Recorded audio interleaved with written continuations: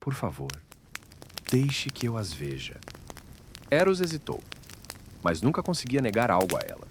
Então concordou, com uma condição: não deixe que as palavras delas destruam o que temos. E assim, o vento trouxe as irmãs até os jardins do Palácio Invisível. Quando viram Psique, ficaram chocadas. Ela estava viva, mais do que viva, radiante, vestida em seda mais fina do que a de rainhas, brilhando como luz das estrelas.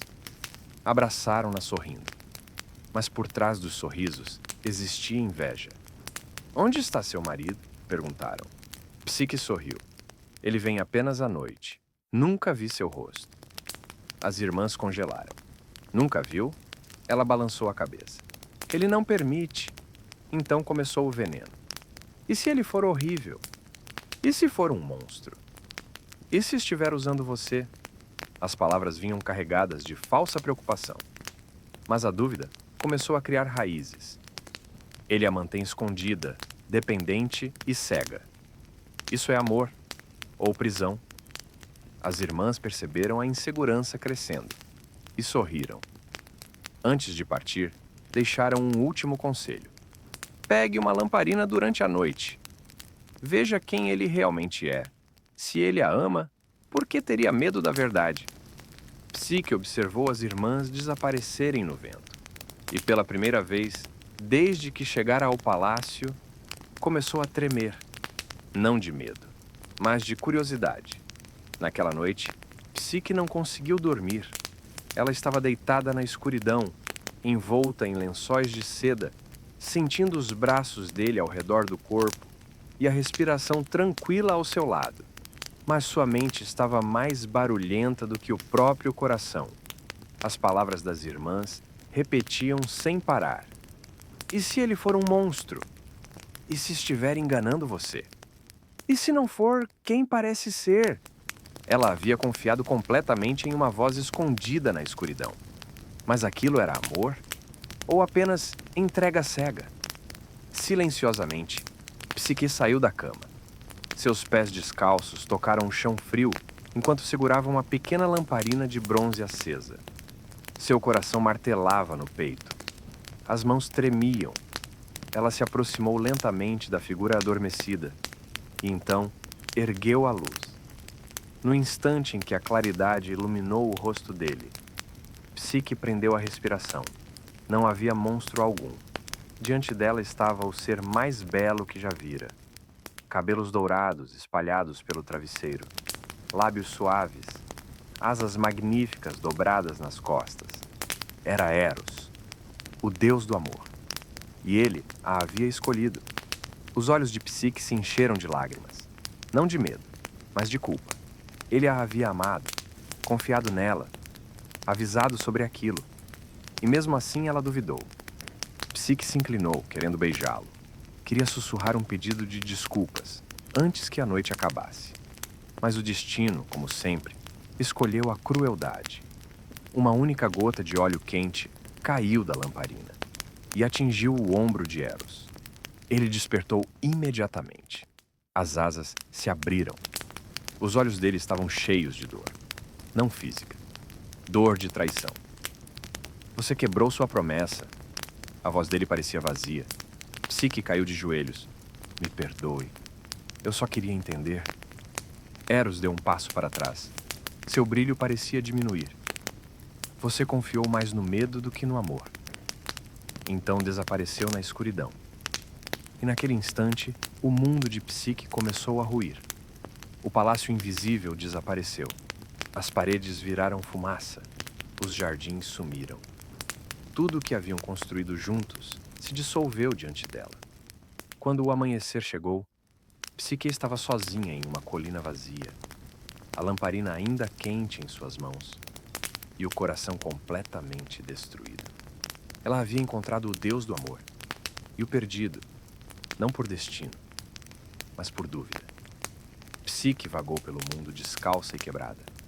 Os jardins luxuosos haviam desaparecido. A voz que a fazia dormir em paz havia sumido. O mundo parecia frio agora, sem resposta, sem conforto, apenas arrependimento. Ela chamava o nome de Eros em florestas, rios e montanhas. Mas nenhuma resposta vinha. O deus do amor não tinha desaparecido apenas do Olimpo. Tinha desaparecido da vida dela. Desesperada, Psique voltou para a casa do pai. Mas até ali, encontrou apenas rumores e zombaria. As irmãs, satisfeitas com a tragédia que haviam causado, espalhavam histórias cruéis. Diziam que ela havia se casado com um demônio, que enlouquecera. Ninguém acreditava na verdade. Então Psique partiu novamente, mas dessa vez não fugia. Agora tinha um propósito. Encontraria Eros. Não importava o custo. Mesmo que precisasse entrar no Olimpo, mesmo que precisasse enfrentar os próprios deuses. Mas mortais não entram no Olimpo simplesmente porque desejam. Então, Psique procurou a única pessoa que poderia decidir seu destino: Afrodite. Sim, ela estava aterrorizada. A deusa tinha todos os motivos do mundo para odiá-la. Mas se ainda existisse qualquer chance de reconquistar Eros, Psique enfrentaria até a fúria divina. Ela encontrou Afrodite em um jardim cercado por espelhos. A deusa observava o próprio reflexo como alguém procurando imperfeições impossíveis. Sem sequer se virar, Afrodite falou friamente: "Eu avisei você." Psique ajoelhou-se. "Eu amo seu filho." Afrodite riu. Zeus governava os céus, segurando relâmpagos nas mãos. Poseidon fazia oceanos inteiros tremerem de raiva. Hades observava silenciosamente o mundo dos mortos. Afrodite manipulava corações. Ares alimentava guerras. Atena representava sabedoria. E Dionísio lembrava que a loucura e a alegria caminham lado a lado. Mas os mitos gregos nunca foram apenas histórias sobre deuses. Eram histórias sobre amor, traição, desejo, orgulho, medo, perda. E sobre o que acontece quando emoções humanas ganham poder divino. Entre todas essas histórias, poucas foram tão belas e tão dolorosas quanto a de Eros e Psique. Psique era mortal, mas sua beleza começou a rivalizar com a própria Afrodite. Pessoas abandonavam templos da deusa do amor apenas para admirar a jovem mortal. Tomada pelo ciúme, Afrodite ordenou que Eros fizesse Psique apaixonar-se pelo homem mais horrível da terra. Mas quando Eros viu Psique, tudo mudou. O deus do amor feriu a si mesmo com a própria flecha e apaixonou-se profundamente por ela. Então, levou Psique para um palácio escondido, um lugar mágico onde ela viveria cercada de luxo, mas sem jamais olhar diretamente para o rosto dele. Eros a visitava apenas durante a noite, no escuro, em silêncio. E durante algum tempo, o amor sobreviveu. Até que a dúvida apareceu. As irmãs de Psique começaram a sussurrar medo em seus ouvidos. Disseram que talvez ela estivesse dormindo ao lado de um monstro. E naquela noite, enquanto Eros dormia, Psique aproximou-se com uma vela nas mãos. Quando a luz iluminou o rosto dele, ela viu não um monstro, mas o próprio deus do amor. Eros despertou, ferido pela desconfiança, e desapareceu. Foi então que começou a verdadeira jornada de Psique. Ela atravessou sofrimento, humilhações e tarefas impossíveis impostas por Afrodite. Separou montanhas de sementes impossíveis. Enfrentou ovelhas assassinas. Buscou água no rio Estige. Desceu até o próprio submundo para encontrar Perséfone. Tudo por amor. E no caminho, Psique deixou de ser apenas bela. Tornou-se forte, mesmo quando caiu, mesmo quando falhou, mesmo quando abriu a caixa proibida do submundo e mergulhou em um sono eterno. O amor não terminou. Eros voltou. Encontrou Psique caída entre a vida e a morte, e a despertou com um beijo, pela primeira vez. Até os deuses compreenderam algo. O amor de uma alma mortal podia rivalizar com o poder do Olimpo. Então Zeus ofereceu ambrosia a Psique, e ela tornou-se imortal, não mais humana, não mais frágil, mas deusa, a deusa da alma. E assim Eros e Psique finalmente permaneceram juntos, não em tragédia, mas em transformação. Mas nem todas as histórias gregas terminavam assim. Muito antes de ser chamada de monstro, Medusa era apenas uma jovem sacerdotisa, bela, devota, silenciosa. Ela servia Atena em um templo diante do mar e acreditava profundamente na deusa. Até que Poseidon apareceu. E dentro do templo, tudo mudou. Poseidon violentou Medusa e depois simplesmente foi embora. Quando Atena viu o templo profanado, sua fúria caiu não sobre Poseidon, mas sobre Medusa. A deusa transformou seus cabelos em serpentes e amaldiçoou seu olhar. Qualquer pessoa que olhasse diretamente para Medusa seria transformada em pedra. Não era proteção, era isolamento. Banida do mundo, Medusa refugiou-se em uma ilha distante, sozinha, esquecida, transformada em símbolo de medo. Com o tempo, os mortais esqueceram quem ela havia sido. Não lembravam da sacerdotisa, apenas do monstro. Então, surgiu Perseu, um jovem herói enviado para matá-la. Guiado pelos deuses, Perseu recebeu um escudo polido como espelho para evitar olhar diretamente para Medusa.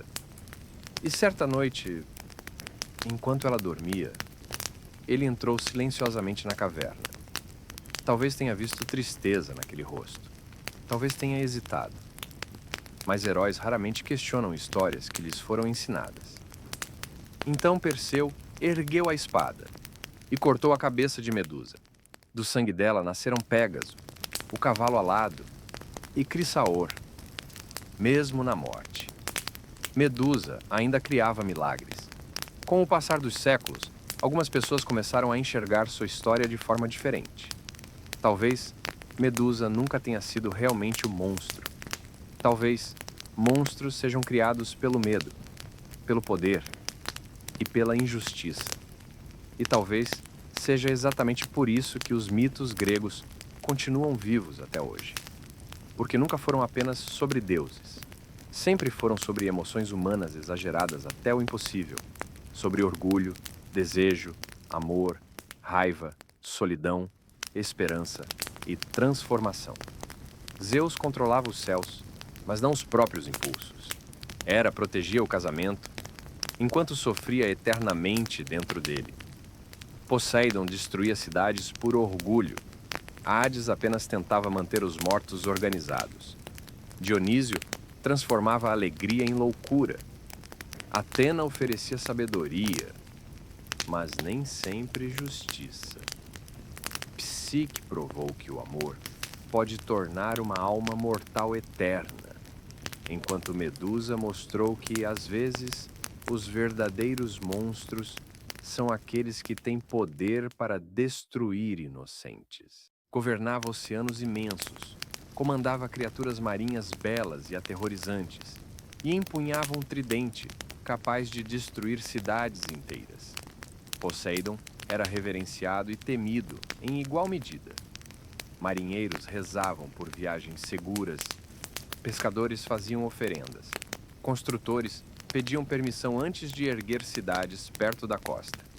Mas, sejamos sinceros, Poseidon tinha problemas emocionais do tamanho de tsunamis. Era o clássico tio imprevisível, às vezes generoso, às vezes devastador, sempre um pouco ressentido. Um momento criava ilhas, no outro, inundava suas plantações, porque alguém esqueceu de agradecê-lo durante uma cerimônia com cabras. Uma vez bateu o tridente no chão tão forte que causou um terremoto só porque perdeu uma competição de nomeação de cidade para Atena. Ela ofereceu uma oliveira. Ele ofereceu uma fonte de água salgada. O povo escolheu as azeitonas. Ele escolheu vingança. Isso resume Poseidon perfeitamente. Hades era o deus do submundo. Não exatamente do inferno, mas de um vasto reino sombrio para onde todas as almas eventualmente iam descansar pela eternidade. Ao contrário da cultura pop moderna, Hades não era maligno. nem particularmente cruel. Ele apenas parecia extremamente cansado de todo mundo. Enquanto Zeus ficou com os céus e Poseidon com os mares, Hades tirou a pior parte e acabou administrando a versão grega do atendimento ao cliente dos mortos, para sempre, na escuridão, cercado de lamentos. Hades governava o submundo com uma autoridade silenciosa e melancólica. Não era extravagante, não era barulhento, não lançava relâmpagos, nem arruinava casamentos. Ele apenas aparecia para trabalhar todos os dias, cuidando da logística da eternidade e garantindo que nenhuma alma escapasse pela porta dos fundos. O gerente intermediário definitivo. Seu reino também se chamava Hades, porque aparentemente dar seu próprio nome ao lugar onde manda não era considerado estranho naquela época.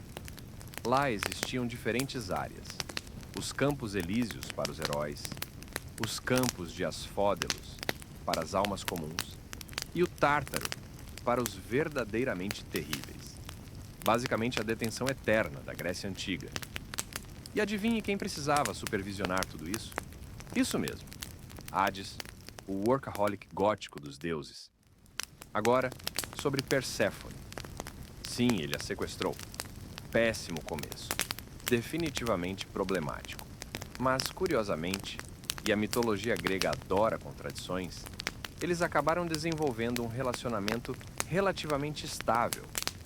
Ela passava metade do ano com ele no submundo, trazendo vida àquele reino sombrio, e a outra metade na Terra, causando a primavera. Menos romance e mais um timeshare mitológico. Hades também era o pai original de pet exótico. Seu cachorro, Cérbero, tinha 3 cabeças, péssimo temperamento e absolutamente nenhum treinamento de obediência. Mas mantinha as almas na linha, na maior parte do tempo.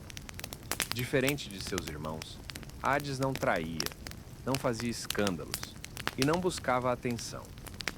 Talvez por isso os gregos raramente construíssem templos para ele. Tinham medo de atrair sua atenção. Era aquele tio sombrio que ninguém convidava para a festa, mas que todos respeitavam de longe. Atena era a deusa da sabedoria, estratégia militar, artesanato e da habilidade de estar 10 passos à frente de todos sem sequer parecer cansada. Ela era basicamente a personificação divina da lógica em um mundo cheio de desastres emocionais armados com relâmpagos. Seu nascimento sozinho já é suficiente para deixar Freud em choque. Zeus engoliu Metis, mãe grávida de Atena, por causa de uma profecia. Depois, começou a sofrer uma dor de cabeça insuportável. Em vez de aspirina, resolveu o problema levando uma martelada na cabeça. E então, Atena surgiu. Totalmente adulta, totalmente armada e totalmente decepcionada com todos ao redor. Desde o primeiro dia, Atena deixou claro que não tinha paciência para idiotice. Diferente de seu irmão Ares, apaixonado pela guerra, Atena via o conflito como um jogo de xadrez. Algo para ser analisado, controlado e vencido, com o mínimo de gritaria e o máximo de eficiência. Se Ares era uma briga de bar, Atena era uma sala de guerra cheia de mapas e planilhas. Ela também era a deusa dos trabalhos manuais, o que parece estranho até você perceber que, nas mãos dela, até tecer podia virar um campo de batalha. Pergunte a Aracne. Uma mortal ousou desafiar Atena em uma competição de tecelagem. Tecnicamente, Aracne venceu. Então Atena a transformou em aranha. Moral da história: seja humilde ou aproveite sua nova vida no canto do teto. Atena evitava completamente romances. Diferente do resto do Olimpo, não seduzia mortais, não se casava com irmãos e não se transformava em animais suspeitos. Ela simplesmente tinha coisas importantes para fazer: cidades para proteger, heróis para orientar, corujas para criar. Guiou Odisseu em sua jornada, ajudou Perseu a decapitar Medusa e, provavelmente, teria revisado a Ilíada com uma caneta vermelha. Atena era a deusa que você gostaria de ter no seu conselho de guerra, na equipe de debate ou administrando sua startup. Ela não gritava, não manipulava. Ela apenas era mais inteligente do que todos. Ares era o deus grego da guerra, do derramamento de sangue e de atacar primeiro sem pensar nunca. Se Atena representava a guerra estratégica, Ares era a guerra com um martelo gigante e sérios problemas de autocontrole. Ele simbolizava o caos brutal da batalha. A parte em que homens gritavam correndo uns contra os outros, enquanto tudo pegava fogo e alguém acabava de perder o capacete. Em resumo, se Ares aparecia, as coisas ficariam barulhentas, violentas e profundamente desorganizadas. Nem os próprios deuses gostavam muito dele. Zeus chegou a chamá-lo de o mais odiado entre os deuses. E você sabe que exagerou quando até Zeus acha você problemático. Ares era arrogante, impulsivo e tão sutil quanto uma carruagem em chamas. Os gregos admiravam estratégia, disciplina e inteligência, exatamente as coisas que Ares nunca levava para o campo de batalha. Ele não vencia guerras com táticas, apenas aparecia batendo em tudo. Às vezes funcionava. Na maioria das vezes, deixava um rastro de cadáveres e aliados irritados. Ainda assim, Ares era assustador. Era literalmente o deus do medo. Seus filhos se chamavam Phobos e Deimos, pânico e terror. E ele adorava estar no meio da violência. Também teve um caso com Afrodite, o que parece romântico até você lembrar que acabou preso nu em uma rede invisível feita pelo marido dela, Hefesto, enquanto todos os deuses riam da situação. Os tabloides da Grécia Antiga teriam amado isso. Na mitologia romana, Ares recebeu um verdadeiro rebranding e virou Marte, mais disciplinado, mais honrado e menos caótico. Mas na Grécia, continuou sendo o avatar musculoso da violência impulsiva. Ainda assim, Ares tinha seus momentos. Em tempos de guerra real, era temido e reverenciado. Guerreiros faziam sacrifícios para ele, esperando receber força. Ou pelo menos, que ele os ignorasse por algum tempo. E quando não estava destruindo coisas, pilotava uma carruagem puxada por cavalos que cuspiam fogo, o que lhe garante pelo menos um ponto em estilo. Afrodite era a deusa do amor, da beleza, do desejo e de decisões românticas extremamente ruins. Se você já viu alguém se apaixonar rápido demais pela pessoa absolutamente errada, parabéns. Você testemunhou a influência divina de Afrodite. Existem duas histórias sobre sua origem, dependendo do quanto de trauma você consegue suportar. Em uma versão, ela é filha de Zeus e Dione.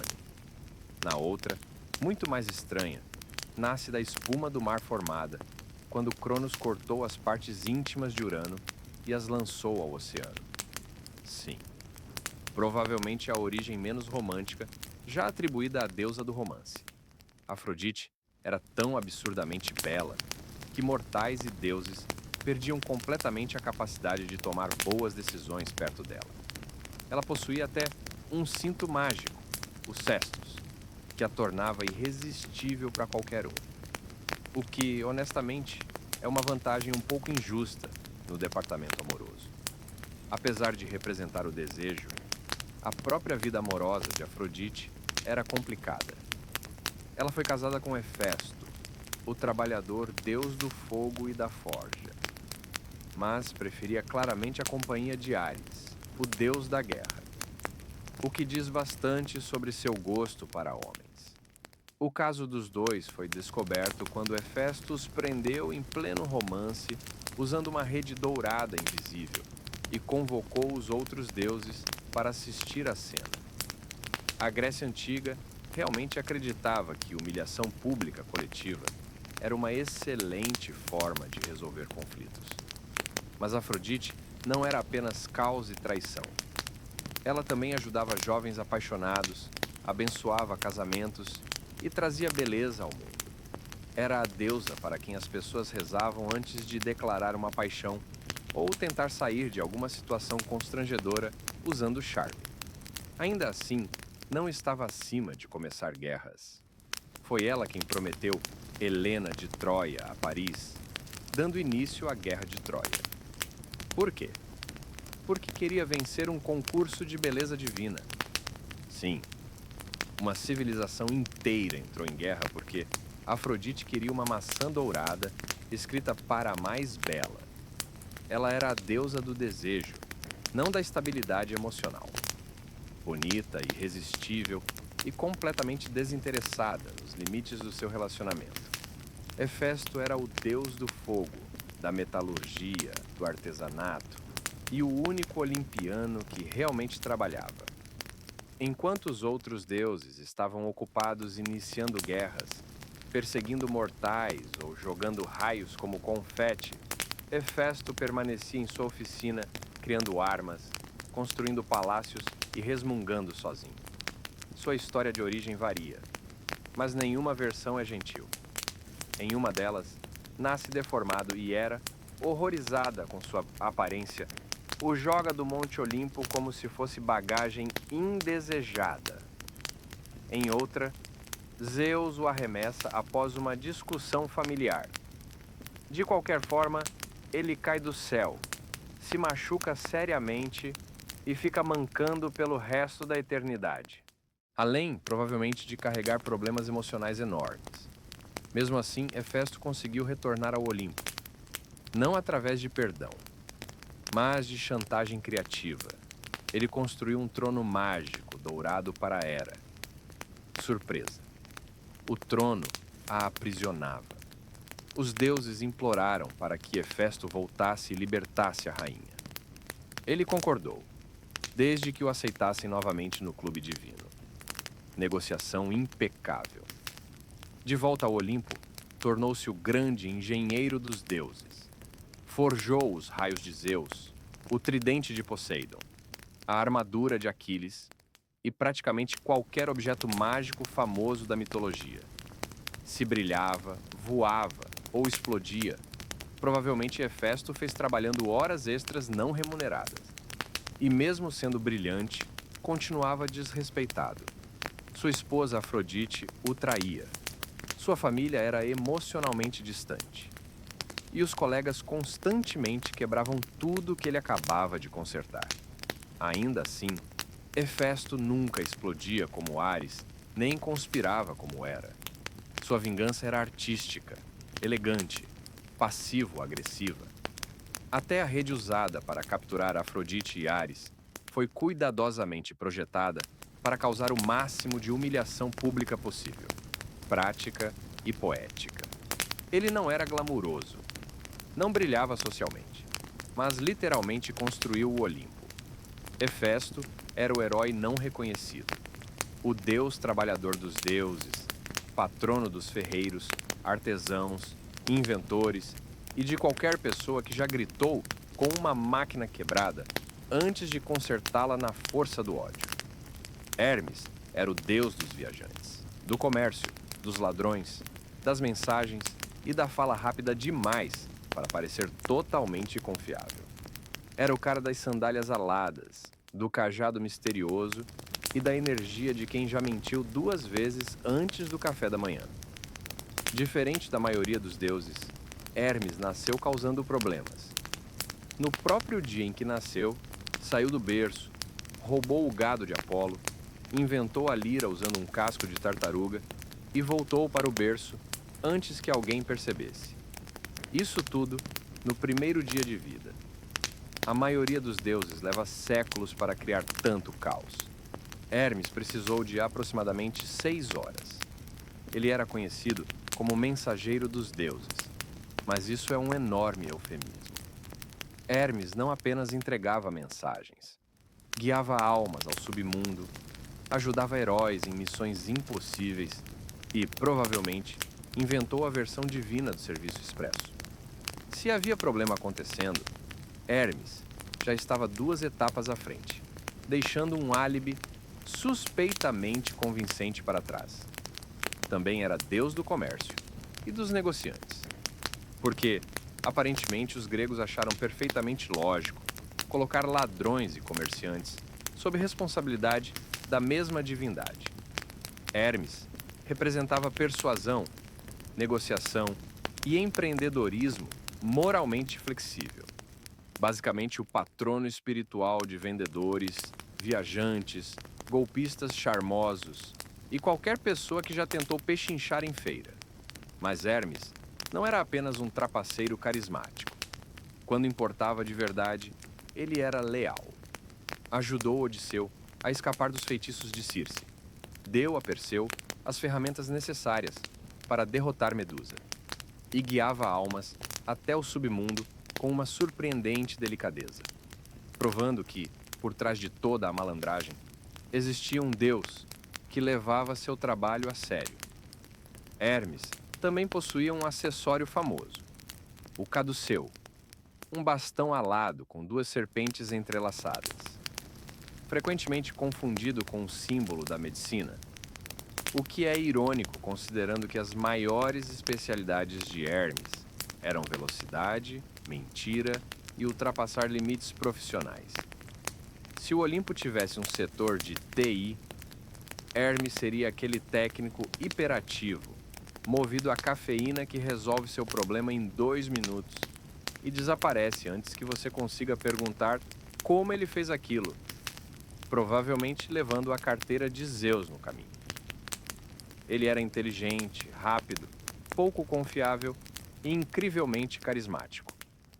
O deus de fazer as coisas acontecerem, escapar das consequências e nunca responder perguntas de acompanhamento.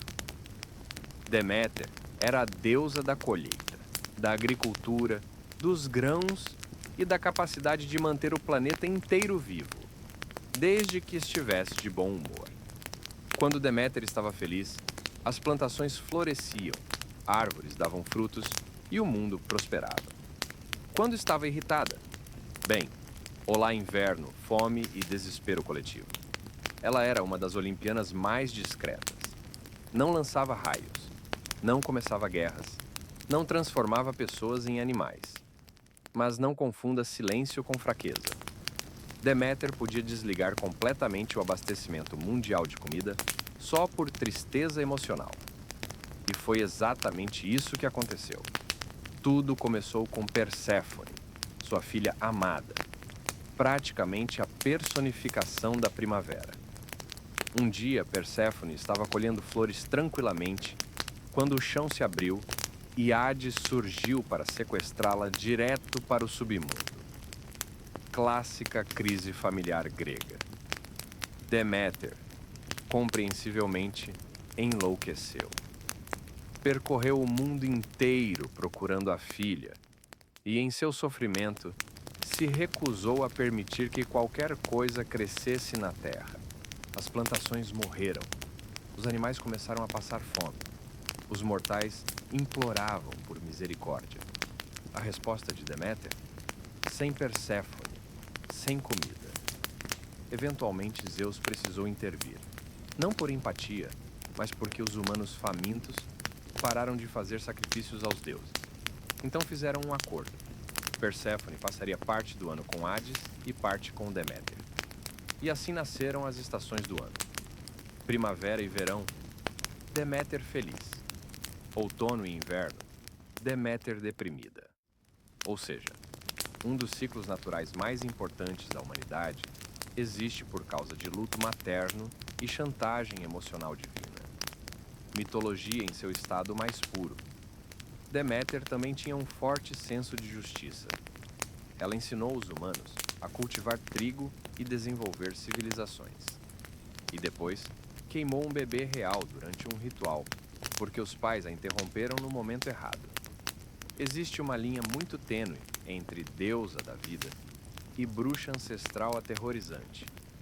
Mas no fundo, Deméter simboliza cuidado, resistência e o vínculo sagrado entre mãe e filha. Ela traz vida da terra e pode tirá-la com a mesma facilidade. Dionísio era o deus do vinho, da fertilidade, do teatro, da loucura e daquelas decisões questionáveis tomadas depois da terceira taça. Ele era, basicamente, a personificação divina do "você só vive uma vez", envolto em era, levemente bêbado e provavelmente acompanhado de um pantera. Seu nascimento já foi um espetáculo dramático. Dionísio era filho de Zeus, com uma mortal chamada Semele. Quando Hera descobriu, porque ela sempre descobria, convenceu Semele a pedir que Zeus revelasse sua verdadeira forma divina. Spoiler: ela foi instantaneamente vaporizada. Zeus, sempre improvisando soluções absurdas, costurou o bebê Dionísio na própria coxa até o nascimento. Sim, gravidez na coxa. A mitologia grega realmente nunca acreditou em limites. Depois de crescer, Dionísio vagou pelo mundo espalhando vinho, celebrações, caos emocional e uma leve crise existencial coletiva. Era seguido por sátiros, mênades e uma multidão de criaturas completamente descontroladas. Seu culto não envolvia apenas festas. Os rituais dionisíacos eram intensos, caóticos e libertadores. As pessoas abandonavam identidades, inibições e, às vezes, até as roupas. Era como um festival moderno, só que com consequências divinas. Mas Dionísio não era apenas diversão alcoólica. Ele também tinha um temperamento assustador. Se alguém zombasse dele, proibisse seu culto ou arruinasse sua vibe, as coisas ficavam estranhas rapidamente. Um rei que tentou impedir suas celebrações acabou enlouquecendo e sendo despedaçado pelo próprio povo. Outro virou golfinho. Dionísio não acreditava em punições leves. Ele acreditava em punições memoráveis. Ainda assim, era profundamente acolhedor com excluídos, artistas, marginalizados e pessoas fora das regras sociais tradicionais. Oferecia conforto aos quebrados, voz aos silenciados e ocasionalmente transformava alguém em videira, provavelmente por motivos simbólicos. Dionísio é o paradoxo perfeito entre liberdade e destruição, alegria e loucura, arte e caos. O Deus que inspira a criatividade hoje e amanhã faz você dançar descalço, em um vinhedo, questionando todas as suas escolhas de vida. Ártemis era a deusa da caça, da natureza selvagem, dos animais e da lua. Também era a deusa do não, não vou explicar, e do sim, isso foi uma ameaça. Frequentemente retratada com um arco em uma mão e zero paciência na outra, Ártemis era uma das poucas olimpianas que não precisava de raios ou poções do amor para impor respeito. Ela tinha precisão, disciplina e uma matilha de lobos divinos. Irmã gêmea de Apolo, Ártemis já nasceu sendo uma exagerada em eficiência. Segundo os mitos, ajudou no parto do próprio irmão logo após nascer. A partir daí, aparentemente concluiu que homens eram complicados demais. Jurou nunca se casar, nunca se apaixonar e nunca depender emocionalmente de ninguém. Preferia vagar pelas florestas, caçando cervos e vivendo cercada por seguidoras igualmente independentes. Ártemis era ferozmente protetora de sua liberdade. Não no sentido delicado e romântico. No sentido, olhe para mim do jeito errado e você vira um cervo. Pergunte a Action. Ele acidentalmente viu Ártemis tomando banho. Em vez de uma conversa madura sobre privacidade, ela o transformou em um cervo e deixou seus próprios cães o despedaçarem. Limites estabelecidos com sucesso. Ártemis era ferozmente protetora, especialmente com mulheres e crianças.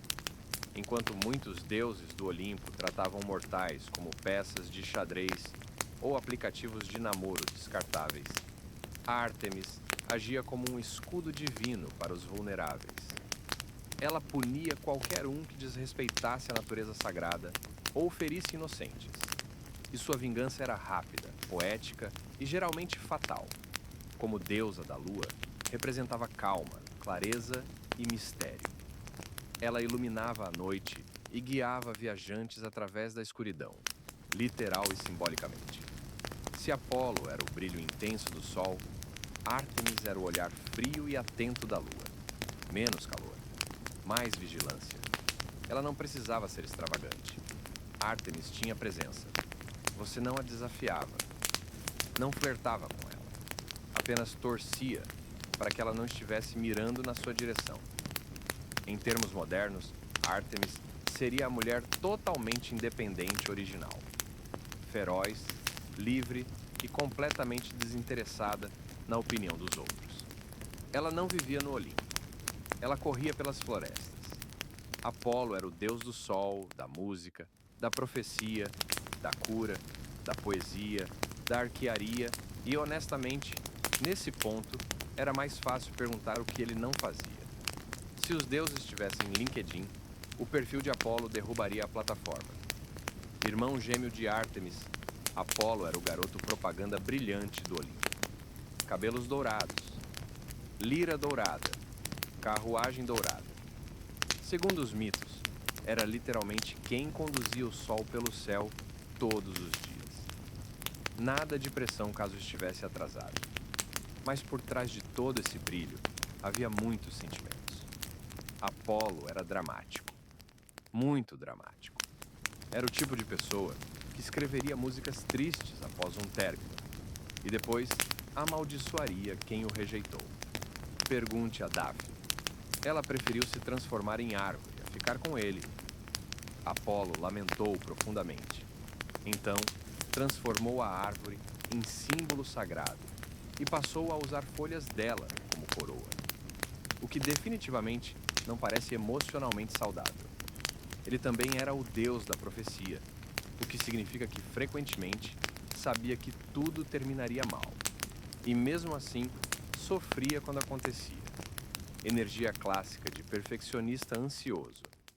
Foi Apolo quem estabeleceu o oráculo de Delfos, onde sacerdotisas tomadas por êxtase divino pronunciavam frases misteriosas que, supostamente, explicavam o destino das pessoas. Muito prático. A vida amorosa de Apolo era um verdadeiro desastre poético. Perseguiu inúmeros mortais. Foi rejeitado pela maioria. E reagia sempre em níveis variados, de exagero mitológico. Quando o príncipe Jacinto morreu durante uma competição de disco, possivelmente por culpa do próprio Apolo, o deus ficou tão devastado que transformou o rapaz em uma flor. Fofo. Se você ignorar a parte do trauma craniano fatal. Apesar disso tudo, Apolo também era um deus da cura. Seu filho Asclépio tornou-se o deus da medicina, e o próprio Apolo podia tanto curar pragas quanto enviá-las, dependendo do quanto estivesse ofendido naquele dia.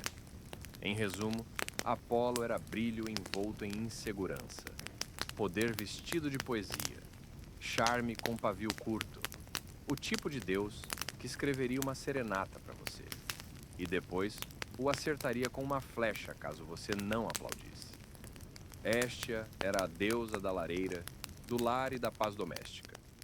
Ou, em linguagem moderna, a única olimpiana que não causava crises internacionais toda semana. Ela era a filha mais velha de Cronos e Reia. Também foi a primeira a ser engolida pelo pai paranoico. E a última a ser vomitada de volta quando Zeus derrotou Cronos. Então, tecnicamente, Héstia era simultaneamente a mais velha e a mais nova dos olimpianos. Sim, a lógica da mitologia grega é um espelho quebrado. Diferente dos irmãos caóticos, Héstia escolheu a paz. Não participava de disputas de poder, não lançava maldições, não se envolvia romanticamente com mortais, nem sequer fazia comentários passivo-agressivos. Recebeu um trono no Olimpo e basicamente respondeu: não, obrigada. Cedeu seu lugar para Dionísio apenas para evitar o drama familiar e continuar cuidando do fogo sagrado. Comportamento de rainha absoluta. Héstia presidia o centro de cada casa, templo e cidade. Onde houvesse uma chama queimando para aquecer, cozinhar ou realizar rituais, Héstia estava presente em espírito, sem escândalos. sem romances proibidos, sem transformar pessoas em animais. Apenas uma presença silenciosa, mantendo tudo funcionando. A verdadeira peça essencial dos bastidores. Ela também era deusa da hospitalidade. Em um mundo onde comida e abrigo significavam sobrevivência, Hestia representava o dever sagrado de acolher visitantes. Invocar seu nome significava esperar que o fogo permanecesse aceso, o pão não queimasse e os parentes fossem embora em horário razoável. E diferente da maioria dos olimpianos, ela não precisava transformar ninguém em pedra para impor respeito. Hestia não precisava de vingança. Ela tinha um chão limpo e paz interior. Por causa dela, todas as refeições começavam e terminavam com oferendas. Toda a cidade mantinha uma chama sagrada acesa em seu centro. E provavelmente toda reunião divina tinha alguém murmurando: graças aos deuses por Hestia não ser problemática. Se o Olimpo fosse um escritório moderno, Zeus seria o C. E o cheio de problemas éticos, Atena a estrategista superqualificada, Dionísio a violação ambulante do RH. E Hestia seria a gerente calma, mantendo o café quente enquanto todos brigam sobre qual templo pegou fogo dessa vez. Hestia nos lembra que existe poder na tranquilidade, valor na simplicidade, e que às vezes a pessoa mais importante é justamente aquela que não exige atenção, mas mantém tudo unido. Perséfone é uma das figuras mais fascinantes da mitologia grega. Uma deusa com personalidade dividida, escrita diretamente nas estações do ano. Ela é o florescer da primavera e o frio da morte. Vida e decadência. Coroa de flores e trono de ferro. Perséfone era filha de Deméter, deusa da colheita, o que já a colocava no domínio da fertilidade e da vida. Mas então tudo tomou um rumo bem típico da mitologia grega. Hades, senhor do submundo, viu Perséfone colhendo flores e basicamente pensou: material para casamento. Então, a sequestrou direto para o reino dos mortos. Sem conversa. Sem convite para café. Deméter, naturalmente, ficou devastado. Procurou a filha pelo mundo inteiro e quando ninguém lhe dizia onde Perséfone estava, desligou completamente a agricultura da terra. Resultado? Fome global. Mortais desesperados. E um Olimpo preocupado, porque ninguém faminto faz sacrifícios adequadamente. Então Zeus interveio. Não exatamente por preocupação paternal, mas porque os humanos morrendo estavam prejudicando o sistema religioso inteiro. Chegaram então a um acordo. Perséfone poderia retornar à superfície, desde que não tivesse comido nada no submundo. Claro que ela tinha comido 6 sementes de romã, o suficiente para vinculá-la eternamente ao reino dos mortos em meio período. E assim nasceu seu papel duplo. Metade do ano com Deméter na terra, trazendo primavera e verão. A outra metade com Hades no submundo, trazendo outono e inverno. Os gregos antigos, basicamente, inventaram a depressão sazonal em forma de mito. Mas aqui é que a história fica interessante. Com o tempo, Perséfone abraçou sua posição como rainha dos mortos. Ela não era apenas uma jovem triste e sequestrada. Tornou-se uma governante. Calma, firme, silenciosamente poderosa. Mortais rezavam para ela pedindo misericórdia, passagem segura e compreensão sobre o equilíbrio entre vida e morte. Perséfone representa transformação, não apenas das estações, mas emocional. A passagem da inocência para a força, de ser levada para assumir controle. Ela é a deusa da dualidade. Caminha entre flores e ossos com a mesma elegância. É a razão pela qual as flores florescem e também pela qual murcham. Muito antes de Psique ser velha o suficiente para entender o significado da palavra deusa, já era comparada a uma. Quando chegou a juventude, estátuas de Afrodite começavam a acumular poeira, enquanto multidões viajavam quilômetros apenas para ver o rosto da garota mortal. Sua beleza não era apenas admirada, era adorada. As pessoas sussurravam que ela devia ser divina, que nenhuma mortal poderia parecer tão perfeita por acidente. Mas para Psique, toda aquela reverência parecia vazia. Ela caminhava pelas cidades como um fantasma, adorada, mas intocada, celebrada, mas sozinha. Nenhum homem ousava realmente se aproximar dela. Os homens a observavam como se fosse uma pintura viva, perfeita, silenciosa, inalcançável. Até sua própria família começou a ficar desconfortável. As duas irmãs de Psique haviam se casado, formado famílias e vivido vidas quentes e humanas. Mas ninguém ousava cortejar uma garota vista como rival da própria Afrodite. E aí estava o perigo. Os deuses gregos odiavam concorrência, especialmente Afrodite. Ver seus templos vazios enquanto mortais tratavam uma simples humana como nova deusa do amor a encheu de raiva divina. Para Afrodite, Psique não era uma garota bonita. Era uma afronta viva. Mas Psique não sabia disso. Passava os dias sozinha nos jardins, desejando apenas algo simples. Alguém que enxergasse sua alma, e não apenas seu rosto. À noite, observava o horizonte da janela e pensava que talvez aquele fosse seu destino. Ser amada por todos, mas abraçada por ninguém. Até que finalmente, alguém lhe ofereceu uma resposta. Mas não era um homem. Não era um sacerdote. Nem sequer um mortal. Era uma deusa. E ela não estava oferecendo amor. Estava exigindo vingança. No Olimpo, beleza era mais do que vaidade. Era poder. E ninguém controlava isso melhor do que Afrodite. Ela era a deusa do desejo, da sedução e do encanto divino. Mas ultimamente seus templos estavam silenciosos, porque os mortais agora ajoelhavam diante de Psique. Para Afrodite, aquilo não era apenas ofensivo, era traição. Então, ela chamou seu filho, Eros.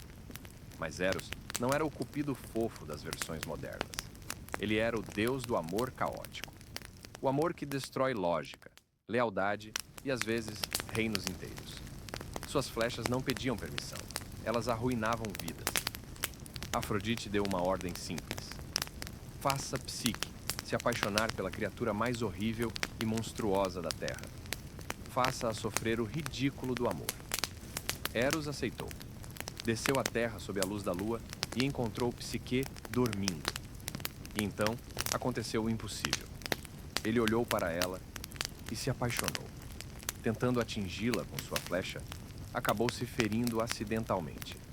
Só um pequeno arranhão, mas suficiente. O próprio Deus do amor havia sido atingido pelo amor. E naquele instante o destino mudou.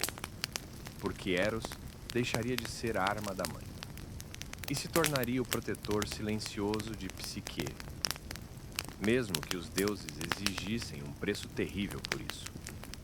Eros desapareceu antes que Psique pudesse despertar. A pequena ferida causada pela própria flecha ainda queimava em sua pele. Ele havia atingido milhares de corações, mas jamais o próprio. Agora, a cada batida do peito, sentia algo novo, um desejo desesperado de protegê-la, de escondê-la da crueldade do Olimpo. Mas proteção exigia sacrifício. Ele não podia contar a verdade. Se Afrodite descobrisse que ele havia desobedecido, pior, que havia se apaixonado, não haveria misericórdia, nem para ele, nem para Psique. Então Eros fez uma promessa silenciosa. Amaria Psique das sombras. Enquanto isso, a vida dela tornava-se cada vez mais estranha. Nenhum pretendente aparecia. Sua beleza, antes admirada, agora parecia amaldiçoada. Boatos de punição divina espalhavam-se pelo reino. Seu pai, desesperado, consultou o oráculo de Apolo. E a resposta foi cruel. Ela não se casará com um homem mortal. Será entregue a um monstro temido até pelos deuses. Levem-na ao topo da montanha vestida como noiva. Lá seu destino a aguardará. Sua família chorou. As irmãs ficaram horrorizadas.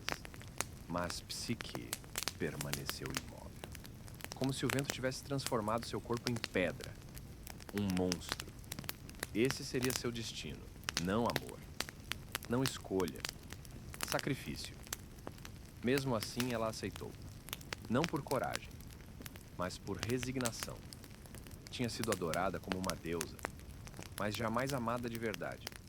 Talvez aquela fosse apenas a compensação cruel do universo. Do alto, Eros observava tudo com culpa, esmagando o coração. Queria protegê-la, mas os deuses haviam tecido uma armadilha impossível de desfazer. Se interviesse abertamente, sua mãe descobriria. Se não fizesse nada, Psique estaria perdida. Então criou um plano. Levaria Psique para um palácio secreto, escondido do mundo e dos deuses. Lá ele a amaria, não como um deus, mas como uma sombra. Jamais mostraria seu rosto. Jamais revelaria seu nome. Porque se ela descobrisse quem ele era, tudo desmoronaria. Até o deus do amor tinha medo de partir o próprio coração. O vento era suave, mas forte, quando carregou Psique do alto da montanha. Ela esperava rochas frias, dentes monstruosos, um rugido terrível, mas encontrou apenas silêncio. Um silêncio estranho e gentil. Quando abriu os olhos, não estava mais na montanha. Estava em um campo de flores luminosas, mais belas do que qualquer jardim humano. Um caminho de pedra polida conduzia até algo impossível, um palácio, grandioso demais para mãos mortais terem construído. Colunas brilhavam como o luar refletido na água. Os corredores pareciam sussurrar seu nome. Psique entrou esperando medo, mas encontrou paz. Servos invisíveis lavaram seus pés. Vestiram-na com roupas magníficas. Mesas apareciam prontas sem que ninguém as tocasse. E à noite, uma voz. Profunda, suave, carinhosa. Não tenha medo. Você está segura. Este é seu lar. Era ele, seu marido invisível. O homem prometido pelo oráculo. Mas não havia monstro algum. Apenas uma voz na escuridão.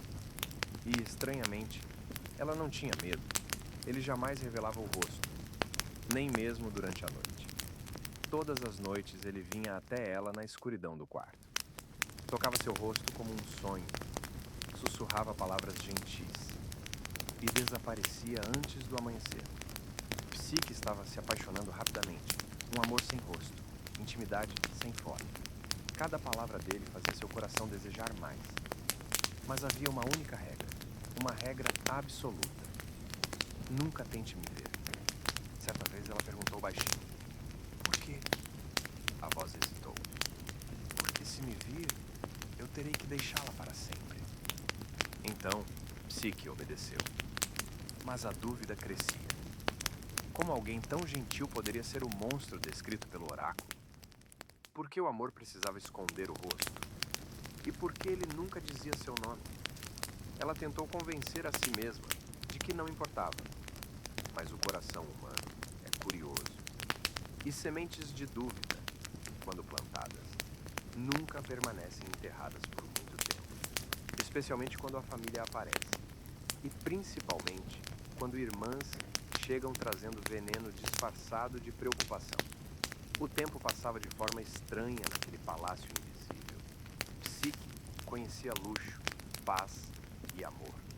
Mas também conhecia isolamento, nenhum rosto, nenhuma verdade. Apenas uma voz na escuridão. Então, certa manhã, o tom do marido mudou. Haverá sofrimento se você as encontrar. Encontrar quem? Suas irmãs? Psique sentiu o coração apertar. Sentia falta delas, das conversas, das provocações, da antiga vida mortal. Ela implorou. Um riso cruel. Você ama? Quer dizer o Deus que traiu? O Deus em quem duvidou? Psique abaixou a cabeça. Fui tola, mas farei qualquer coisa para recuperar sua confiança. Então Afrodite finalmente se virou. Os olhos dela pareciam lâminas. Qualquer coisa? Psique assentiu. E Afrodite sorriu. Mas não era um sorriso gentil. Então você sofrerá. Será testada. E talvez no fim da sua dor, se torne digna do meu filho. E assim começaram os testes de psique, não testes de força, mas de devoção. E ela teria que enfrentá-los completamente sozinha. Afrodite não perdeu tempo. Sua beleza era lendária, mas sua crueldade, quando provocada, também era divina.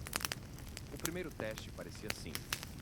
Afrodite levou Psique até um enorme depósito, onde montanhas de sementes estavam misturadas no chão.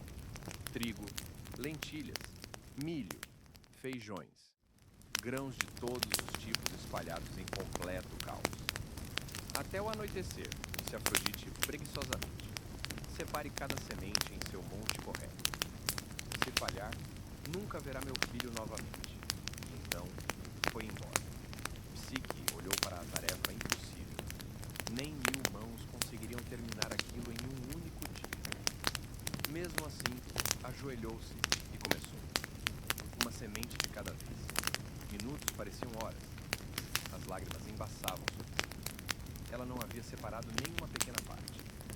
Mas os deuses sempre observam. E às vezes, a natureza também. Sem que Psique percebesse, uma fila de formigas observava seu sofrimento. Formigas sagradas para Deméter. Talvez tivessem pena dela. Talvez respeitassem seu amor. De repente, centenas delas avançaram pelo chão como rios vivos, separando as sementes com precisão absurda. Em poucos minutos, o caos virou ordem. Trigo de um lado, lentilhas do outro, montes perfeitos organizados como mágica. Quando Afrodite voltou ao anoitecer, encontrou tudo impecável. Ela estreitou os olhos. Você teve ajuda. Psique apenas respondeu. Eu fiz tudo o que consegui. Afrodite ficou irritada, mas também intrigada. Ela não esperava que a mortal sobrevivesse sequer ao primeiro desafio. E ainda restavam muitos outros, muito mais difíceis, muito mais perigosos. Isso foi apenas o começo, disse Afrodite friamente. Se quiser ver Eros novamente, precisará de mais do que sorte. Psique, exausta e dolorida, apenas assentiu. Farei o que for necessário, porque o amor verdadeiro valia mais do que orgulho. E a guerra de Psique estava apenas começando. Psique mal teve tempo para descansar, antes de Afrodite entregar o segundo desafio. Esse era ainda mais cruel. Está vendo aquele rio? Perguntou a deusa, apontando para um vale distante iluminado pelo sol. Ali pastam carneiros selvagens, cuja lã é feita de ouro. Traga-me um punhado dessa lã. Ela sorriu com desdém. E tente não morrer. Então desapareceu.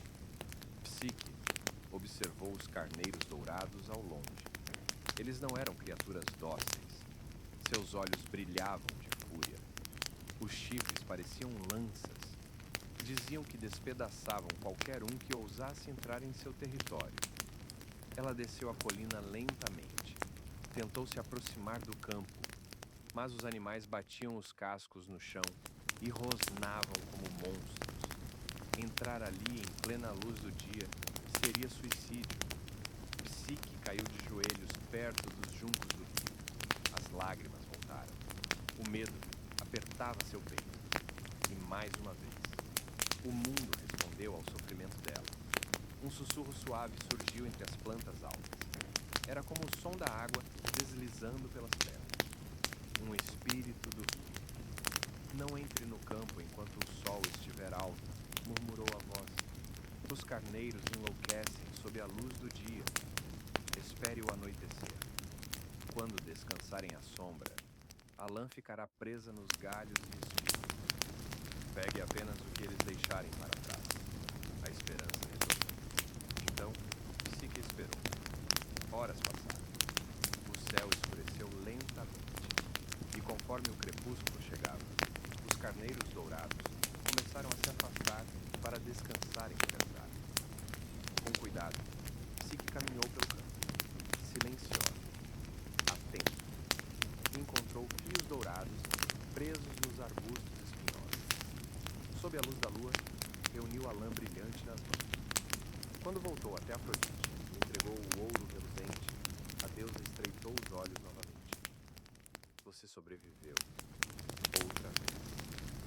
Mas Psique não respondeu com orgulho, não provocou, não comemorou, porque o amor havia lhe ensinado algo que até os deuses esqueciam. A verdadeira coragem quase sempre é silenciosa, mas resistente. Afrodite, porém, ainda estava longe de terminar. O terceiro teste seria muito pior. A deusa estava ficando irritada. Psique havia sobrevivido a tarefas impossíveis, usando apenas determinação e uma estranha ajuda invisível. Então Afrodite decidiu enviar a mortal para algo que deveria destruí-la de vez. Traga-me água, ordenou, mas não de qualquer lugar. Quero água do rio Estige. Psique empalideceu imediatamente. O Estige não era um rio, era a fronteira entre o mundo dos vivos e dos mortos. Suas águas eram sagradas, amaldiçoadas. Mortais não sobreviviam sequer ao toque dela. Mesmo assim, Psique assim. Ei, pessoal, esta noite vamos começar com o deliciosamente disfuncional mundo dos antigos deuses gregos. Um panteão tão poderoso, tão dramático e tão emocionalmente instável. Então, antes de se acomodar, reserve um momento para curtir o vídeo e se inscrever no canal. Assim você mostra que gosta desse tipo de vídeo e eu continuo a produzir. Além disso, me conte nos comentários de onde você está assistindo e que horas são aí. É sempre fascinante ver quem está nos acompanhando ao redor do mundo. Agora, apague as luzes. Talvez ligue um ventilador para aquele suave ruído de fundo. E vamos mergulhar juntos na jornada desta noite. Vamos começar com o próprio grandalhão. Zeus, Deus do céu, governante do Olimpo e a prova viva de que poder absoluto destrói completamente qualquer senso de limites. Zeus era o filho mais novo de Cronos e Reia. Seu pai, como todo grande pai exemplar, tinha o hábito de engolir os próprios filhos inteiros para impedir que o destronassem. Romântico, não? Felizmente, Reia salvou o bebê Zeus, enganando Cronos com uma pedra enrolada em um cobertor, o que já diz muito sobre o quanto esse sujeito prestava atenção nas coisas. Quando Zeus cresceu, liderou uma rebelião divina contra Cronos, abriu o estômago do pai. Freud teria um prato cheio com isso, e libertou seus irmãos, Poseidon, Hades, Hera, Hestia e Deméter. Bum! Nascia a família mais disfuncional da mitologia. Depois que os deuses venceram a guerra contra os titãs, Zeus tornou-se rei. Governava os céus, controlava trovões e relâmpagos, e era responsável pela ordem cósmica, justiça e juramentos. Em teoria, pelo menos. Na prática, Zeus passava a maior parte do tempo se transformando em vários animais e seduzindo qualquer coisa com pulso.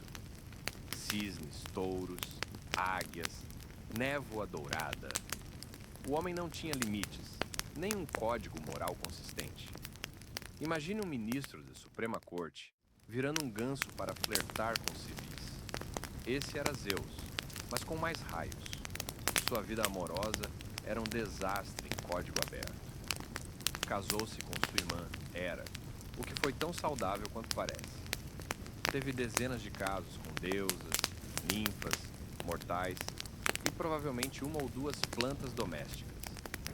O resultado? Uma quantidade absurda de semideuses com sérios problemas de abandono parental e que, sem querer, fundaram mitologias inteiras. Mas apesar de tudo isso, Zeus não era totalmente caótico.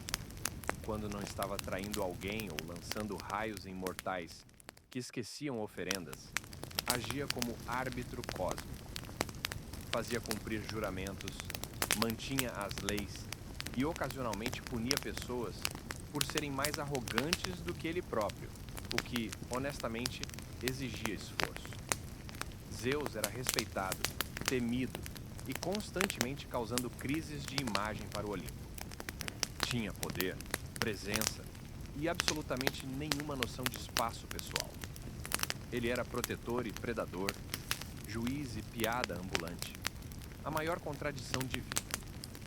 Hera é tecnicamente a deusa do casamento, da família e do parto. O que é irônico, porque seu próprio casamento era um incêndio em uma carruagem dourada. Ela era esposa de Zeus. E também irmã dele, porque, bem, mitologia. O casamento deles deveria representar a união sagrada perfeita. Em vez disso, virou uma novela divina de séculos cheia de infidelidade, vingança e um número preocupante de pessoas transformadas em árvores, vacas ou pedra. Hera era poderosa, a rainha absoluta dos deuses, mas sua força geralmente se manifestava de uma maneira muito específica: vingança. Não contra Zeus, claro. Isso seria simples demais. A fúria de Hera era direcionada às mulheres que Zeus seduzia, ou, sejamos honestos, sequestrava, e aos filhos delas. Ela transformou uma mulher em vaca, amaldiçoou outra para falar apenas em ecos e, em um momento particularmente cruel, tentou matar o bebê Hércules, enviando serpentes para o berço dele. É difícil culpá-la completamente. Imagine ser a deusa do casamento, enquanto seu marido anda por aí inventando novas formas zoológicas de paquera. Mesmo assim, seus mecanismos divinos de lidar com isso envolviam maldições eternas e punições elaboradas. Terapia não existia na Grécia Antiga, então vingança era a segunda melhor opção. Ainda assim, Hera não era apenas rancor celestial. Também protegia mulheres durante o parto, defendia a santidade do casamento, teoricamente, e punia juramentos quebrados. Ela tinha templos, sacerdotes e cidades inteiras que a veneravam, como Argos e Samos. Em resumo, Hera era a deusa para quem você rezava quando seu marido era fiel. E provavelmente a responsável pela praga quando ele não era. Ela é um paradoxo fascinante, símbolo da dignidade feminina e do poder em um sistema que constantemente a humilhava. Poseidon era o deus do mar, dos terremotos, das tempestades e, por algum motivo, dos cavalos. Porque nada diz Deus dos oceanos, como um rebanho de garanhões galopando. Ele era um dos três grandes irmãos. Zeus ficou com o céu, Hades com o submundo e Poseidon com tudo que fosse molhado.